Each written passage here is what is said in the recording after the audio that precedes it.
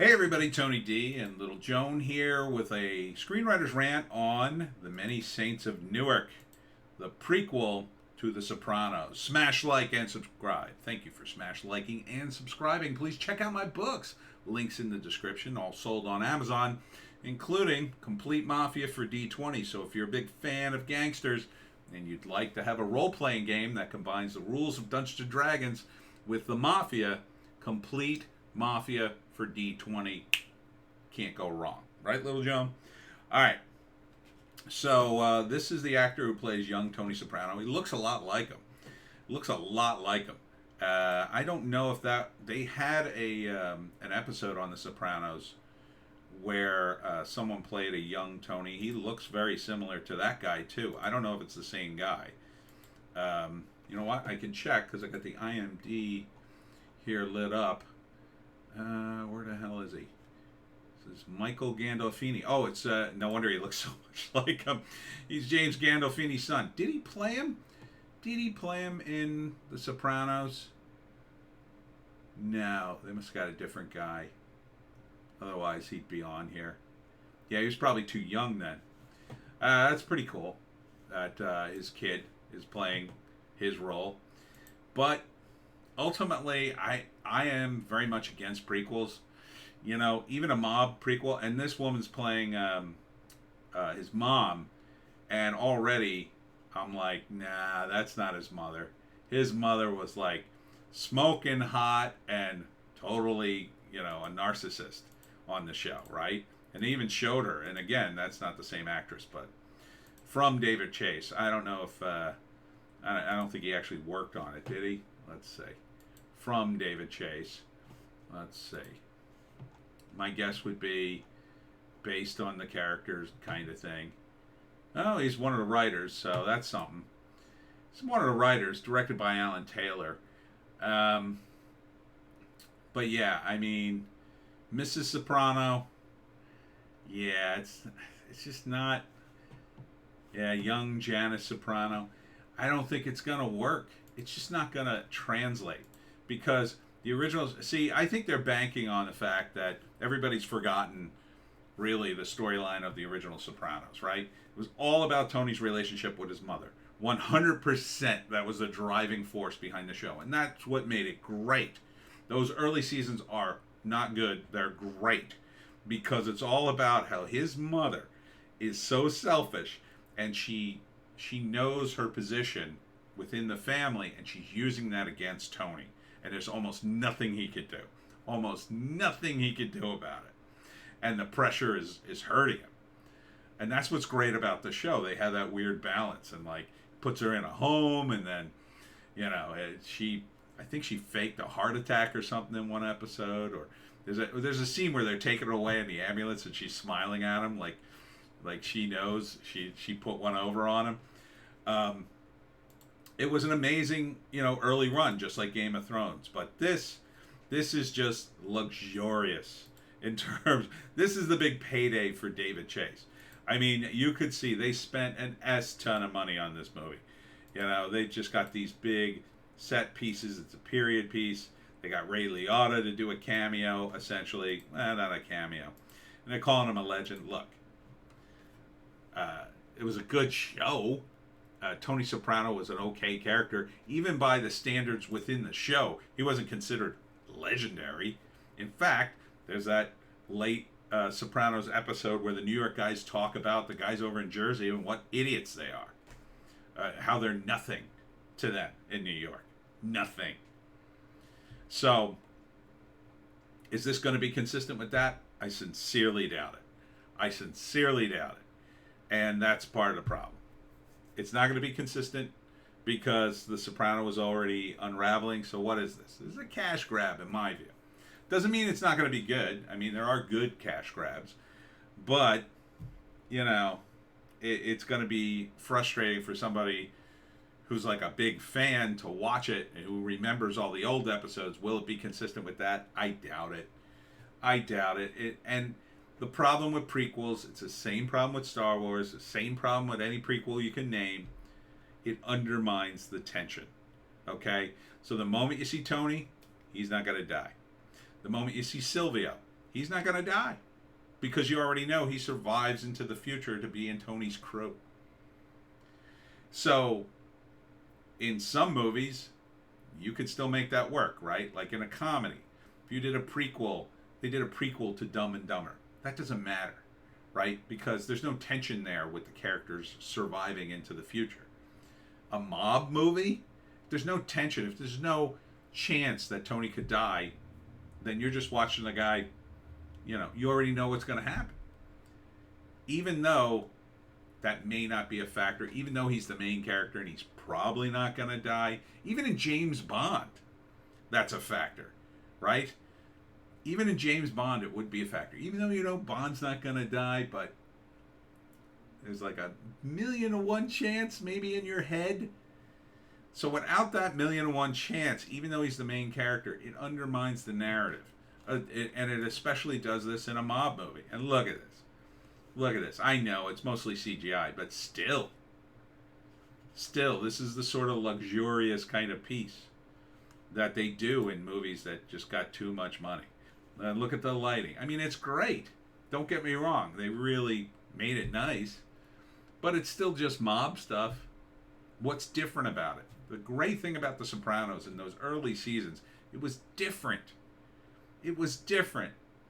Tony goes to take Meadow up to college and he runs into a guy in a witness protection program and kills him. That was a great episode. Great episode. And it didn't require a lot of money. It just was clever. The whole premise was clever. He calls back to Chris and Chris has to go to a payphone in the middle of nowhere. It was great. It's already, just looking from the trailer, so overproduced. That doesn't mean it won't be entertaining. It'll probably be very entertaining with all the usual stuff in it, And there is some hearkening back to the show because the Tony's uncle, Dickie, is the father of Chris, right?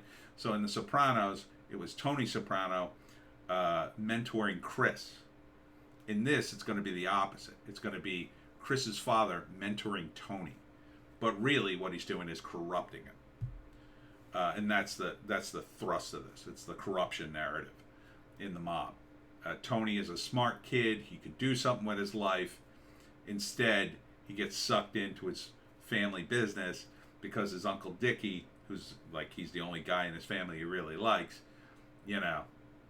basically betrays him. Dickie was already dead by the time The Sopranos started. I don't know if they had an episode, a flashback episode with Dickie. I don't remember if he was in the flashback episode of Tony as a kid, but good for James Gandolfini's son, I guess. But ultimately, I think it would have been great if they had moved on and just done a different mob family. Because then you wouldn't know. You wouldn't know anything that was going to happen. Instead, what they're doing here, in my view, is they're just exploiting the trademark to get some more miles out of it. But in that exploitation, yes, you're going to get more people to watch, but you're undermining the narrative because this is a prequel and we know who lives and we know who dies. Dickie dies, not in this movie, but later in 2002. I just read the write-up. He dies in 2002 bringing TV trays in. He's holding TV trays and then somebody guns him down, which is, just some random death that they just wrote into The Sopranos. They're probably kicking themselves now for killing him off that way but what you do know is Dickie survives all this too. So Dickie survives, Tony survives, Silvio survives. This is a mob movie. Ray Liotta's in it. He does a cameo. I'm not sure who he plays. Might play Tony Soprano's dad, but I'm not sure. I don't think so. I remember the actors who played his family. I mean, it was a great episode, the flashback into early 60s when Tony was a kid. And look, these actors look good. The whole trailer looks good, well produced. And I hope young Gandolfini has his dad's acting chops and does really well. And I'm not knocking the movie. The movie could be good. a sex scene. The movie could be great. And, but ultimately, I feel like they need to look at this scene. I mean, look at this scene. You know what this must have cost them to do?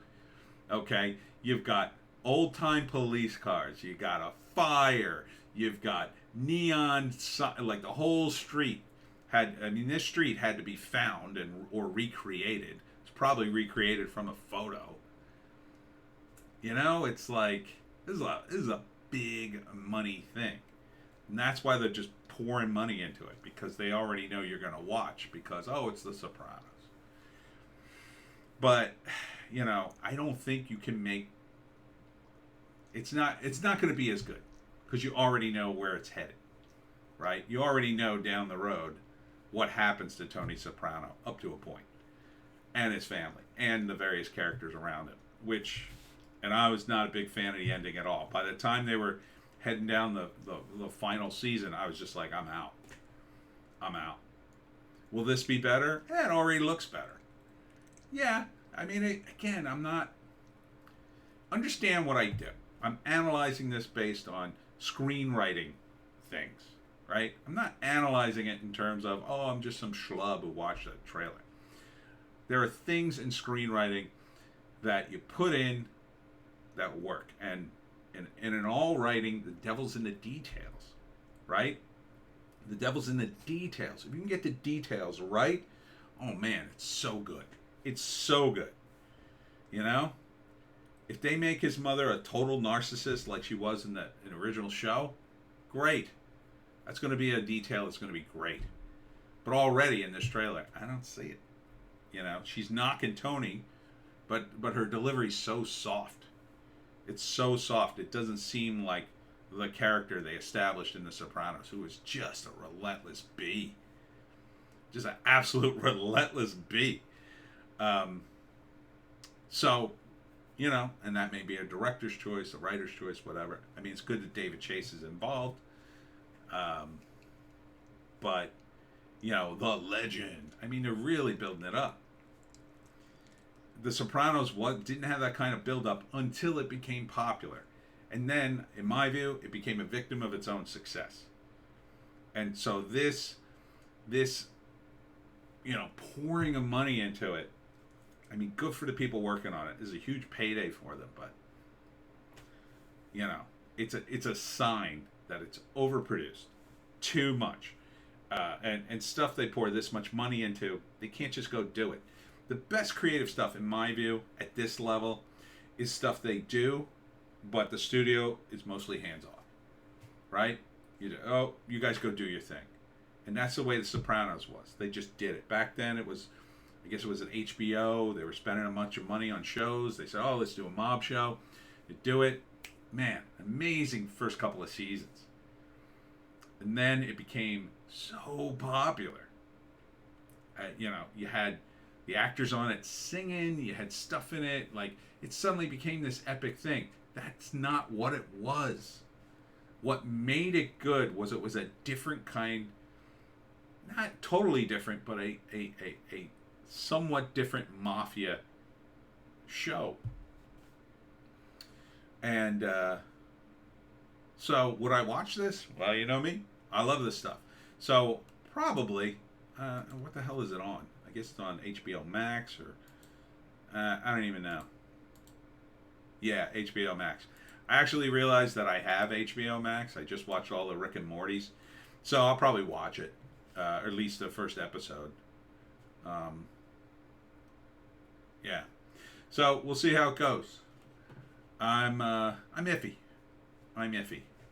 But the corruption narrative is first act. Tony Soprano, he's a good kid, he's smart, he's a little bit of a rebel rouser, but not too bad. He's trying to stay out of trouble, but his buddy is his Uncle Dickie. Dickie is just totally corrupt. He's a mafia guy. And then one day Dickie uses him, says he's not going to get in trouble. He gets in trouble. It just drags him further and further into it. Until finally, Tony's like beating up guys in the street, and by the end of the movie, he's become the prototype of who he will be. The end. And that's it for me and Little Joan. We'll see you tomorrow.